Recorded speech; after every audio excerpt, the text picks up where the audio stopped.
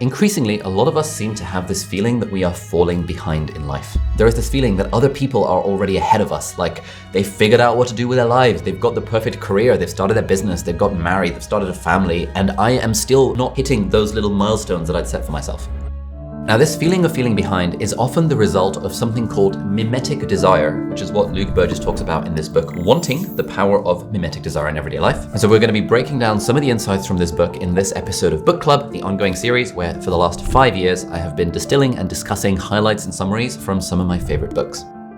Part 1, why we feel behind in life. All right, so broadly, this feeling of feeling behind comes from, let's say you are here at point A and you want to be at point B. And point A could be anything. This could be like you're on a 5-figure salary and you want to be on a 6-figure salary, or you're working a day job that you hate and you want to have your own business, or you're not yet married with kids and you want to be married with kids, or like whatever the thing is, like you are at point A and you want to be at point B. Now that in itself does not result in the feeling of being behind. That actually could just form the basis for setting a goal. But specifically, the feeling of feeling behind comes from the feeling of like, I'm at point A, I want to be at point B, but actually I should already be at point B, and I am not already at point B. Therefore, I feel behind, I feel bad, I feel uncomfortable, I feel like I'm a loser, I feel like I'm a failure because I am not already where I would like to be. Now, a lot of the videos on this YouTube channel are about like, okay, how do you get yourself from A to B? How do you set a goal? How do you break it down? How do you be productive? How do you be efficient? Blah, blah, blah. But this video is going to be a little bit different because the point of this book is not about how do we get more efficiently from A to B. It's really about asking, why do we want B in the first place? And the whole shtick in this book, the thing that Luke Burgis is arguing, is that you want that thing that you want quite possibly because of mimetic desire. And so in this video, we're going to be breaking down exactly what mimetic desire is and where it comes from. And then we're going to go over a bunch of actionable strategies from the book that I found really helpful, that hopefully you will find helpful as well, in terms of how to mitigate the effect that mimetic desires have on our life. And as a result, hopefully start feeling a little bit less behind. Part 2, what is mimetic desire and where does it come from? And here is a lovely story from the book that illustrates this. My friend tells me about a promotion he's about to get. He'll receive a $20,000 boost in salary and have a new title, managing director of something or other that sounds important. It comes with more vacation time too. As I smile and tell him how exciting that is, I feel some anxiety. Shouldn't I be making an extra $20,000 too? Will my friend and I still be able to plan vacations together if he gets twice as much paid time off as I do? And also, what the hell? We graduated from the same university and I worked twice as hard as he did in school and after. Am I falling behind? Did I choose the right path in life? Even though I used to say I could never be in his line of work, now I'm second guessing myself. My friend has become a model of desire to me. We will never speak of it, but an inner force has been activated in me that, if left unchecked, will cause conflict. I'll start to make decisions based on what he wants. If he moves to a certain neighborhood, I'll start evaluating where I live accordingly. If he reaches Delta Sky Miles Platinum status, I won't be satisfied with gold. This is the theory of mimetic desire that was first talked about by French philosopher René Girard. And the whole book basically is like an exploration of Girard's theories on mimetic desire. So where does this mimetic desire come from? And in the book, Luke talks about it being from two distinct worlds. And he labels these two worlds Celebristan and Freshmanistan. Oh, by the way, if you didn't know, stan as the suffix in a lot of different countries like Pakistan and Kazakhstan and Afghanistan, it means place of or home of or land of. So Celebristan is the land of the celebrities and Freshmanistan is the land of the people who are more like us. And the idea here is that we model the desires of these two different groups of people. We model the desires of celebrities and influencers and like movie stars and stuff. We've never actually met these people, but we still look up to them for inspiration. Inspiration on what to do, but also inspiration on what to want. And so that's the stuff that a lot of us would be already familiar with. But then you've got Freshmanistan, which is the people who are like you,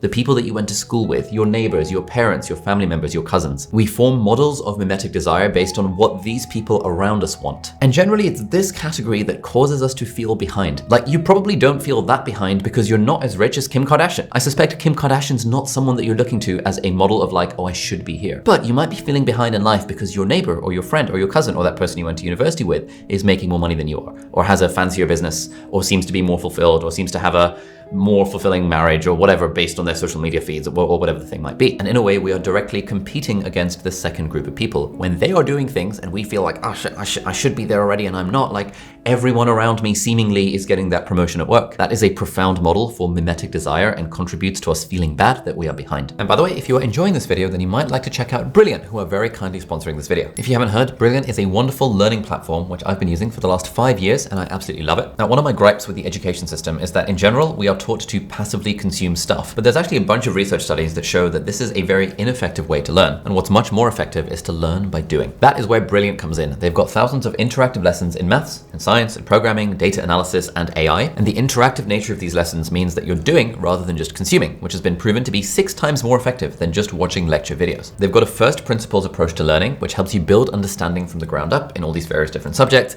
And it's crafted by an award-winning team of teachers, researchers, and professionals from cool places like Stanford, MIT, Caltech, Microsoft, Google, and many more. Now, one thing that I've been personally loving is their courses on AI. They have a series of courses on large language models and how they work. And even though I feel like I have a solid grasp of how to actually use the AI tools, it was super helpful to get the zoomed out perspective from experts in the field about how they actually work behind the scenes. And that's been really helpful in helping me understand what is actually going on when I prompt a large language model. Brilliant also helps you build a powerful daily learning habit. And as we know, learning new stuff a little bit every day is one of the most important things we can do for our personal and professional growth, which is the exact opposite of mindless scrolling on social media. So to try Brilliant for free, head over to brilliant.org/AliAbdaal, or you can check out the link in the video description, and that will also give you 20% off the annual premium subscription. So thank you so much, Brilliant, for sponsoring this video. Now I'm going to put a few questions on screen that I would love for you, if you would like, to pause the video and consider your answers to these questions. Firstly, who are the people in your Freshmanistan who influence what you want? Secondly, what goals or possessions have you started wanting because someone else close to you wanted that thing? And thirdly, what achievements or milestones contribute to you feeling behind if someone else gets there first? Feel free to pause the video now and have a little think about this. And by the way, these are just some of the various journaling prompts that I like collecting for myself over time. I've put them all into a journaling hub, which is a completely free list of all of my favorite journaling prompts. That'll be linked down below if you want to check it out. And these questions aren't easy to answer, but they can reveal where our desires come from. And I've seen this so much in my own life as well. Back when I was in school, the mimetic desire was around sort of the people around me, like my friends, all wanting to get into the same universities, like the fancy universities, to study fancy subjects like medicine. Then when I actually got into med school, it became about the prizes and the accolades and the publications and the points on the CV. And I'd never before wanted these things, but I was now in an environment where other people seemed to want those things.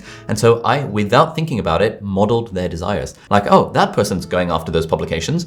I should probably be going after those publications as well. Even now, many years after I've left medicine, I can still fall into that feeling of feeling behind, because now my team and I are building software. And so we're like comparing our software growth rates for VoicePal, our productivity writing app, against other AI apps in the industry and being like, oh, wait a minute, but that app is growing faster and that app's gotten funded by that fancy investor and ours hasn't done that yet, leading to that feeling of feeling behind. And I never thought I would care about things like software growth rates, but I've now started to find myself caring about it because I'm now in a group where other people around me care about the thing, and therefore subconsciously I have modeled their desires. I've started to want or desire things that are maybe not my own intrinsic interests. And so what René Girard talked about is that we have this natural instinct to model the desires of the people around us. And this isn't necessarily always a negative thing. Our mimetic desires can be positive if, for example, you're inspired by the goals of someone else, or if those desires help you form social connections or get healthier or whatever, which is generally good for your life. And it does save some amount of mental energy when you can just sort of model someone else's goal because you don't then have to figure it out entirely for yourself. But it can become very problematic when we start chasing things that aren't actually meaningful to us. And especially when we are chasing things that make us feel inadequate or that we're constantly behind because we're not yet at that level that we thought we should be based on what the people around us are getting at. Now, as Luke writes in the book, the obsession we have with goal setting is misguided, even counterproductive. Setting goals isn't bad, but when the focus is on how to set goals rather than how to choose them in the first place,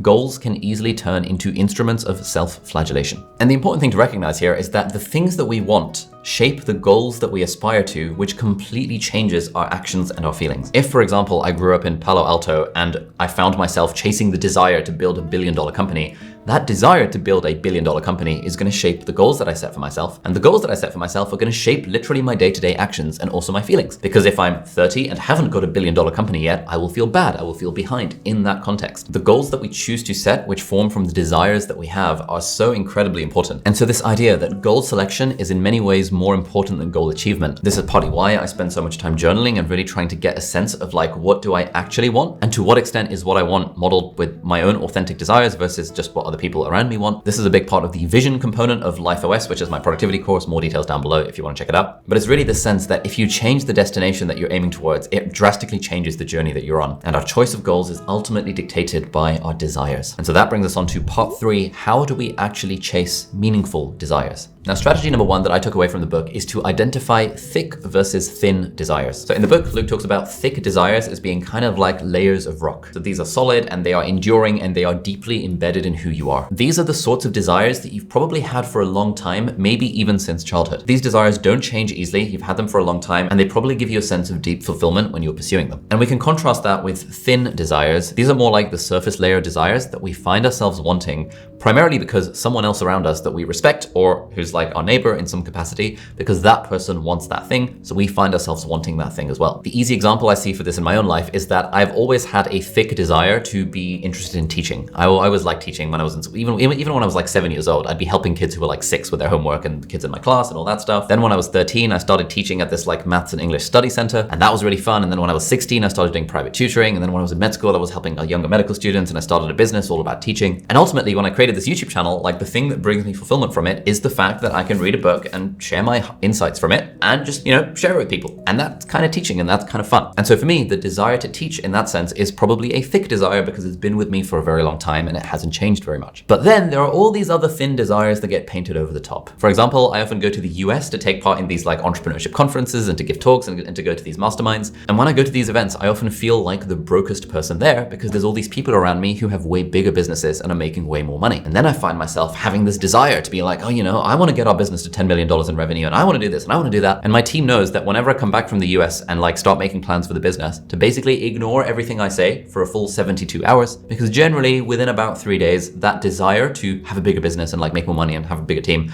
all of that kind of stuff, those desires generally fade because they are thin desires that were modeled off of these other people I was hanging out with rather than a thick intrinsic desire. And so if you're finding yourself feeling behind because you're chasing some kind of desire, it might be worth asking yourself a few little journaling prompts around, has this desire been with me for a long time? Does pursuing this desire energize me or does it actually drain me? And here's one of my favorite ones. Would I still want this thing even if no one could ever know that I had achieved that thing? And if you want to do these exercises by speaking them rather than writing them, then with VoicePal, the app that my team and I are building, we've just released a new frameworks feature. And so we've got a few guided frameworks for helping you figure out thick versus thin desires. And so the app is going to be linked down below. You can try it out for free on iOS and Android. And within the free trial, you can try out these journaling frameworks and you can see if it helps you get any more clarity on what your own desires are. The other fun way to identify thick desires is based on what Luke calls stories of fulfillment. And so a story of fulfillment has 3 things. Firstly, you took some kind of action. Secondly, you believe you did that thing kind of well. And thirdly, that thing gave you a lasting sense of accomplishment. And so the question you can ask yourself is, what is a time in my life when I took action and it made me feel genuinely fulfilled? For me, the example that often comes to mind is that in my 5th year, I was one of the directors of the medical school pantomime. And this was like a huge amount of investment in terms of like hours spent and like hours commuting to and from like hospital placements to do rehearsals and things like that and organizing stuff. No one got paid for it. It was fully a charity thing, but we brought like 100+ medical students together who were all insanely talented. And we created this production that was way bigger than ourselves. And I remember that as being like one of the most fulfilling things I've ever done. And so it's like, I was contributing towards this thing, working with a group of really talented people. We were creating something bigger than us. That's interesting. It's interesting that I found that very fulfilling. What can I learn from that about what my own thick desires are and how can I incorporate that more into what I'm doing with my work, for example? And then we come to tip number 2, which is to identify your Michelin stars. Now, there is a powerful story in the book that Luke talks about, and it's kind of a contrast between these 2 Michelin-starred chefs. So in 2003, there was a chef called Bernard Loiseau, who was one of France's most celebrated chefs, and one of his restaurants had 3 Michelin stars, which is very prestigious in the world of food. But then this chef heard from the Michelin inspectors that he might be losing one of his Michelin stars because the inspectors didn't like the lack of inventiveness or the artistic direction of his restaurant. At the same time, this chef got downgraded from 19 out of 20 points to 17 out of 20 points in some other restaurant rating system in France, and he ended up taking his own life shortly thereafter. And it's interesting to contrast this with another chef that he talks about in the book, Marco Pierre White. At age 32, Marco was the youngest chef to ever get 3 Michelin stars, but then in 1999, at the height of his success, he decided to opt out of the Michelin star game and he decided to retire. And what he said was, I gave Michelin inspectors too much respect and I belittled myself. I had 3 options. I could be a prisoner of my world and continue to work 6 days a week. I could live a lie and charge high prices and not be behind the stove, or I could give my stars back, spend time with my children, and reinvent myself. And he was the first 3-star chef in history to shut down and walk away. And what Luke writes in the book is that each of us has our own version of a Michelin star system. We can easily find ourselves like a French chef wanting stars, marks of status and prestige, badges of honor. Naming the mimetic forces at work in the systems in which we operate is an important first step towards making more intentional choices. Like for me, my own Michelin stars have evolved a lot through my life. In school, it was like exam scores and like the year group rankings and like university admissions and all that kind of crap. In medical school, it was academic achievements and like first class degrees and like publications. Then it became like YouTube followers and views and like ad revenue and like New York Times bestseller list status and all that kind of stuff. And so once we've identified what are our own personal Michelin stars that we are chasing after and feeling behind that we haven't acquired yet, we can ask ourselves a few questions. Are these measures actually aligned with my thick desires? Which ones am I pursuing because others value them, not because I do? And which ones would I happily give up if they conflicted with what truly matters to me? Now, this exercise isn't about rejecting all external measures because some of them might align perfectly with whatever your own authentic goals are, but it's really about having more of an awareness of the hidden scorecards that we often use to measure our life and to make ourselves feel like we are behind. All right, now once we've identified these thick and thin desires and our own Michelin stars, we come to tip number 3, which is to set boundaries with unhealthy mimetic models. Now, there are various ways of doing this boundary setting thing. You could set digital boundaries. So you could unfollow or mute people on social media who trigger these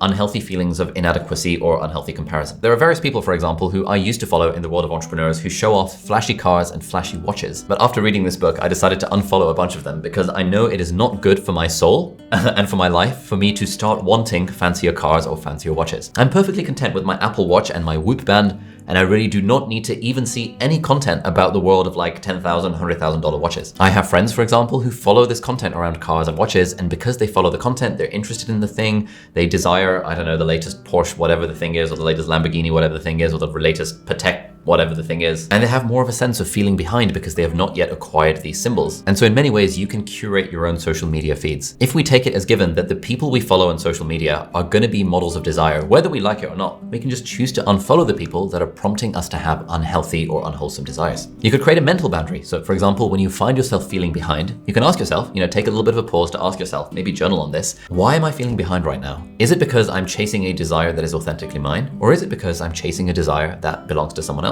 You can even set physical boundaries. Like you can actually get physical distance from hanging out with the sorts of people that inspire this sort of envy or jealousy or like desires that you don't want to have. The other thing he talks about is that we often think a lot about experts and we kind of trust the opinion of experts, but there's a fun little quote for your consideration. Experts play an increasingly prominent role in our society, but what makes an expert? A degree? A podcast?